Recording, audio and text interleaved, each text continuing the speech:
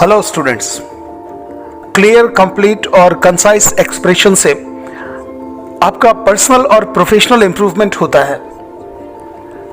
Reading और vocabulary में गहरा संबंध है। अच्छी किताबों और मैगजीन से नए आइडियाज और नए नए शब्द मिलते हैं। हर शब्द एक आइडिया देता है।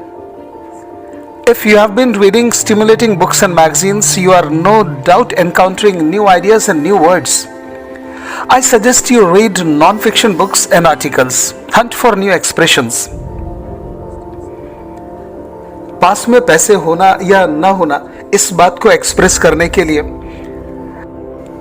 लैटिन भाषा के शब्द पेन्यूरिया से एक शब्द है इंग्लिश में पेन्यूरी।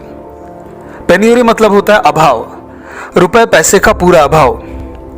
पेन्यूरी मतलब गरीबी, दरिद्रता, अभाव। इसका एडजेक्टिव फॉर्म पेन्यूरियस मतलब होता है गरीब, दरिद्र, अभावग्रस्त।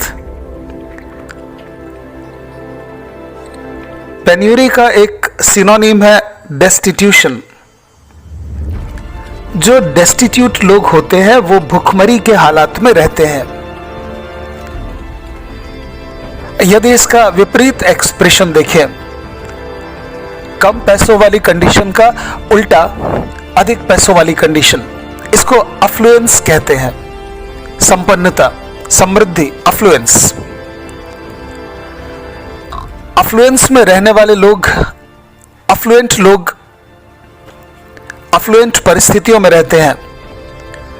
They live in more comfortable circumstances. Affluence में रहने वाले लोग बहुत बड़े मकानों में रहते हैं, बड़ी फैक्ट्रियों, एयरलाइंस के मालिक होते हैं। इनका पैसों का फ्लो चलता ही रहता है। अफ्लुएंस की जगह पर ऑप्युलेंस शब्द का प्रयोग हो सकता है। अफ्लुएंट की जगह पर ऑप्युलेंट शब्द का प्रयोग हो सकता है। The people who own airlines and factories live in affluence. The people who own airlines and factories live in opulence.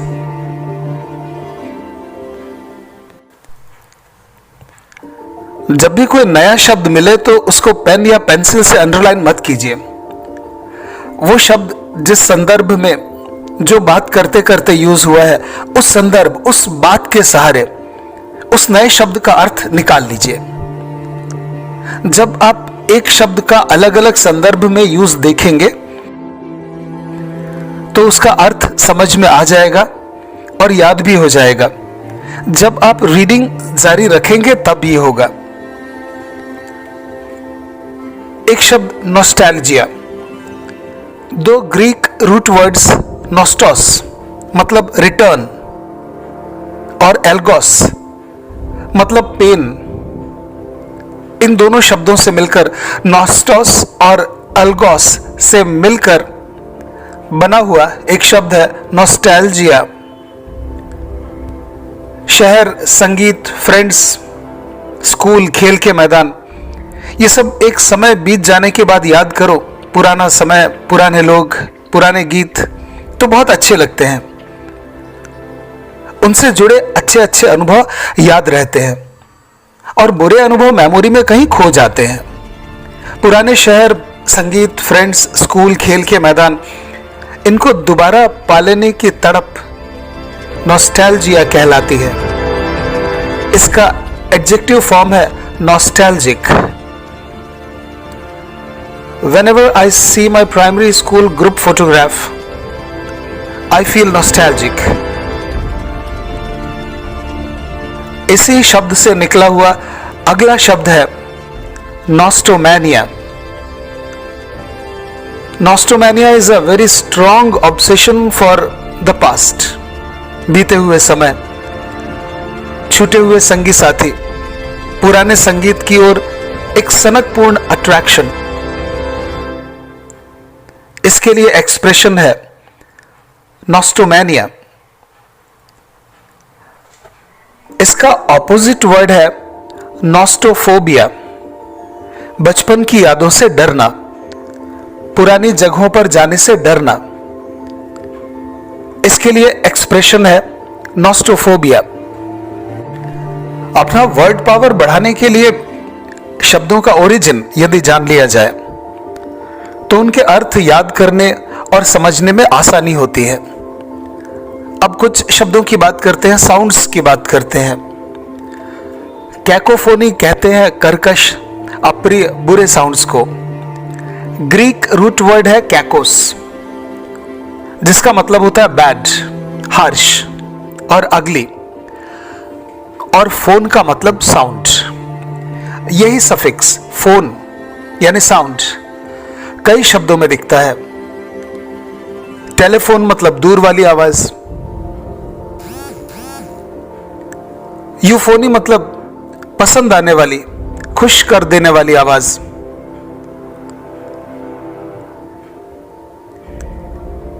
एक और इस तरह का एक्सप्रेशन लेते हैं, कार्निस। इसका अर्थ होता है फ्लैश, मांस, और वोरो का अर्थ होता है ईट, खा जाना। जिस जानवर का मुख्य भोजन मीट है वो है कार्निवोरस। ईटिंग हैबिट बताने वाले कई शब्दों में ये वोरो आपको मिल जाएगा, जैसे हर्बीवोरस गाय, हिरण, घोड़े। ये जो अनाज, घास और पत्ते खाने वाले जानवर हैं वो है हर्बीवोरस। ओमनीवोरस का अर्थ होता है ईट एवरीथिंग, जो कुछ भी हजम हो जाए उसको खा लेने वाले जानवर। ये शब्द देखिए, ओमनीवोरस। आप जानते हैं वोरो का अर्थ होता है ईट, खा जाना। ओमनी के साथ वोरो जोड़कर यह शब्द बनाया गया है ओमनीवोरस। ओमनी मतलब ऑल। 10 मिनट से भी कम समय के इस सेशन में हम इस तरह के एक्सप्रेशंस देखेंगे। थोड़ी देर के बाद ओमनी की पूरी बात अलग से करेंगे। लालची, अधिक खाने वाले, और खाने के अलावा जिनको बहुत ज्यादा पढ़ते रहने की, पैसा इकट्ठा करने की, जिसको भी जो भी पिपासा है, जिसको जो भी लोभ है, इस तरह के भाव को एक्सप्रेस करने के लिए एक शब्द है वोरेशियस। फूड से तो इस शब्द का संबंध है ही, लेकिन कोई वोरेशियस रीडर भी हो सकता है।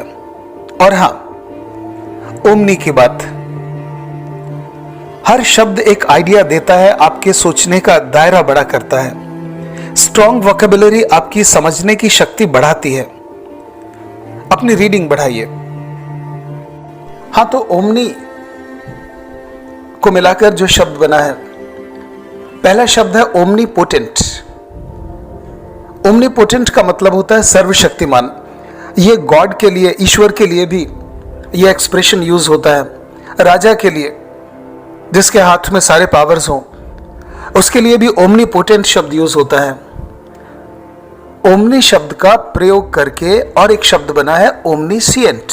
ओमनीसिएंट मतलब सर्वज्ञानी, जिसको सब कुछ मालूम है। ओमनी प्रेजेंट मतलब होता है जो हर जगह व्याप्त है, सभी जगह व्याप्त है, सर्वव्यापी, the thing which is present everywhere. और ओमनी बस, बस के साथ ओमनी लगा है। ओमनी मतलब सबके लिए। तो एक बस जिसमें किराया देकर जो चाहे बैठ जाए, उस बस को कहते हैं ओमनी बस। तो देखा आपने, हर शब्द आपको कुछ फील कराता है, वो फीलिंग याद कर लीजिए। वोकैब्युलरी का बढ़ना एक धीरे धीरे चलने वाली आजीवन प्रक्रिया है।